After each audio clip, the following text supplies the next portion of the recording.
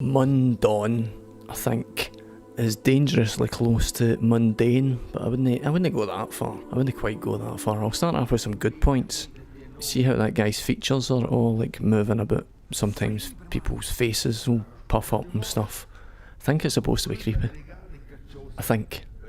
Your granda's dead and you're wanting to go back to see what happened to your granda, and you run into some creepy nonsense that's happening. Like straw men who are animated for the 1990s. Wait, you see this? Horror, creepy, atmospheric horror. Look at them. Atmospheric, creepy. I'm a big fan of the parts of this game where you can't actually even see what's happening. Mightn't I said I was going to start with good points? It does have lovely little atmos touches, like you'll look at a painting and then it'll fade in some ambient sounds and music that match the paintings that you're looking at. Stuff like that are very nice touches. The music as well is absolutely lovely. Plus, obviously, as you can see, it's got a fairly unusual look to it, largely thanks to the pencil type drawn look that it's got. Not just the sepia look, but the kind of pencil drawn look that it has. Makes it quite unique. There's definitely, unquestionably, lots of positives, but when things start to fall apart is when you realise that you're meant to be playing a horror game, and that's not freaking me out.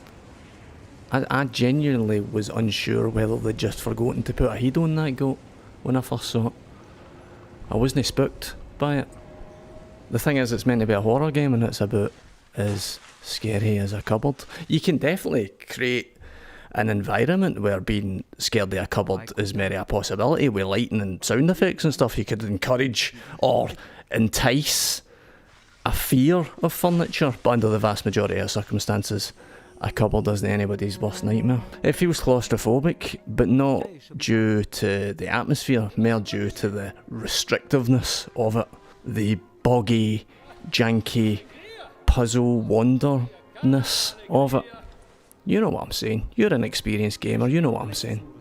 When you're playing one of these doughy feeling games and it's frazzling your attention by not being specific about what it is you're supposed to be doing next, and you're trial and error, door stopping, filling time in the game, and you can't take it because it doesn't feel like a good game to play. Plus also, there's been times in your life when you felt like the shadow of death coming across you and actually touching you.